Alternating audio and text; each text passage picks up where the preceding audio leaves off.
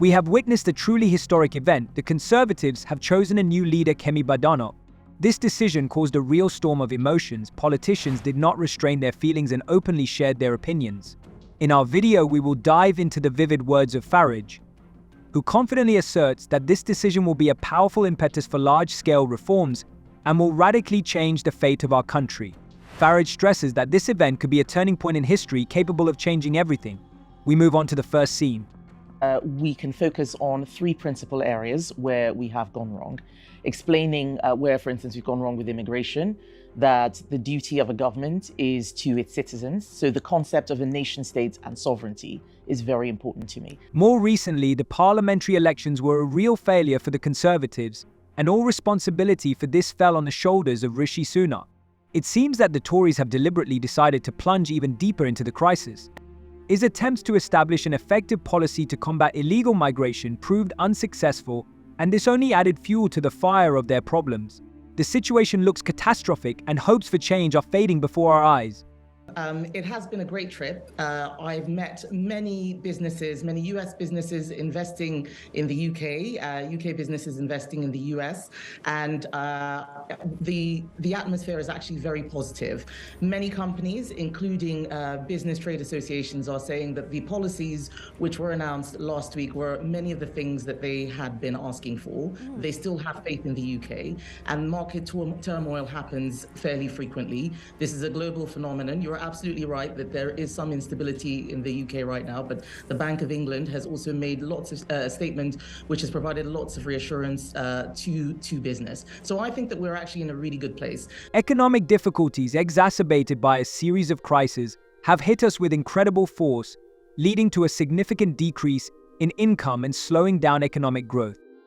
Since 2008, when Britain opted for austerity and rejected large investments in social programs, the real disposable income of citizens has practically not grown, and purchasing power has fallen rapidly, leaving people in a state of anxiety and uncertainty.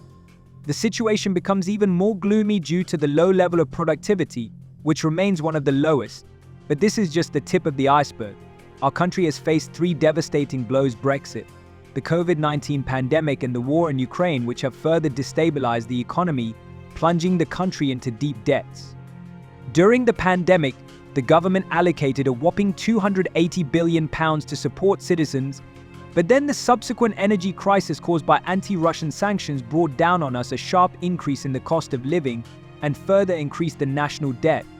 In particular, I'd like to thank the Home Secretary for removing the annual limits on work visas and also on international students, both of which I lobbied for on behalf of the Wellcome Sanger Institute and Anglia Ruskin University, which serve my constituency. Could he elaborate on how removing the work visa cap in particular will give business certainty? Her words are constantly changing, and a completely different person is hiding behind the mask she wears. So, as projected, and indeed delivered, Kemi Badenoch is the leader of His Majesty's loyal opposition, which means the Conservative Party have turned their backs on the idea of leaving the ECHR because that's what generic stood for. What you're going to get with Kemi Badenoch is more of the same. Pretty much exactly the same as the last 14 years. I've got to tell you, one thing they don't understand, it isn't about the individuals. The Conservative brand is broken. What do you think of this woman? Will she be able to transform the country? Meanwhile, in other news, an alarming topic is being raised: the rising costs of medical care and disability benefits may soon exceed incomes. According to a recent analysis, Reeves has increased the national insurance tax, which only makes the situation worse.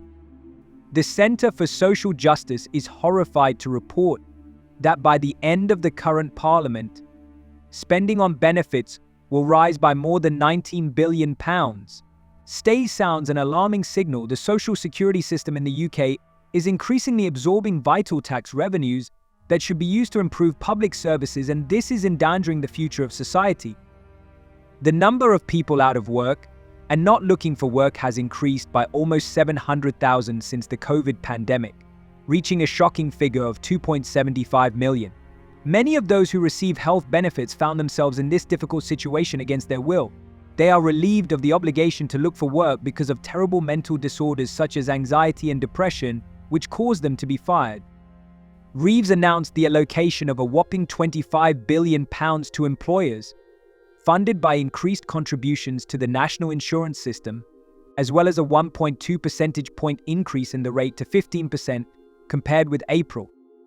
However, the OBRA also warns that this increase in contributions will lead to additional universal credit costs of £400 million. Low wage growth is forcing more and more people to apply for benefits just to make ends meet and provide for their families. The situation is becoming more and more alarming, and these figures speak of a crisis that affects the lives of millions of people, leaving them in despair and despair. Secretary of State Liz Kendall has made an important and encouraging statement. It is planned to make changes to the disability benefits system next year. Annie Cooks, executive director of SES, supported Kendall's initiative, stressing that she is deeply aware of the importance of devolution to promote employment and create jobs in an environment of rising unemployment. However, he did not hide his concerns. He strongly warned that in order to really combat the problems of long-term illness and economic inactivity, decisive and bold measures are needed that can change the fate of people. As an inspiring example, he cited the experience of the Netherlands, where responsibility for solving the problem of unemployment was transferred to local communities, and this produced amazing results. Let's not forget, behind every figure and statistic there are real lives full of hope and dreams of a better future. The OBRI raises an alarming question. A sharp increase in the number of applications for medical benefits after quarantine can become a serious and permanent burden on public finances. According to their forecasts, by the end of the decade, the annual cost of health and disability benefits will exceed a shocking £100 billion for the first time. By 2030, it is expected that another 420,000 households will be forced to apply for health-related disability benefits. Moreover, the proportion of applications for universal credit for health reasons is projected to grow from just under a third to half of all applications. This means that more and more people find themselves in a situation where they need help. And that's not all. Child disability benefit payments are expected to rise sharply, which could soar from £4.4 billion this year to £7.2 billion by 2029. The reason for this is an increase in cases of autism, ADHD, and learning difficulties. Pro-Palestinian activists at Manchester University committed a shocking act of vandalism, which caused a storm of emotions and public outcry.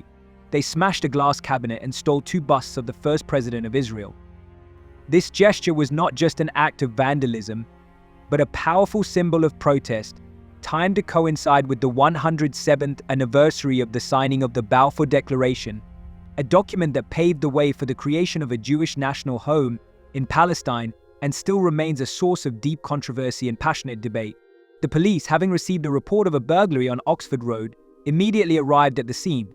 This vandalism is not an isolated incident, but part of a coordinated attack organized by Palestine Action in protest against historical events. In Cambridge, students of this group also showed activity by spraying the university building with red paint. What do you think about this video? You can write your opinion in the comments. I am interested in it. See you in the next video.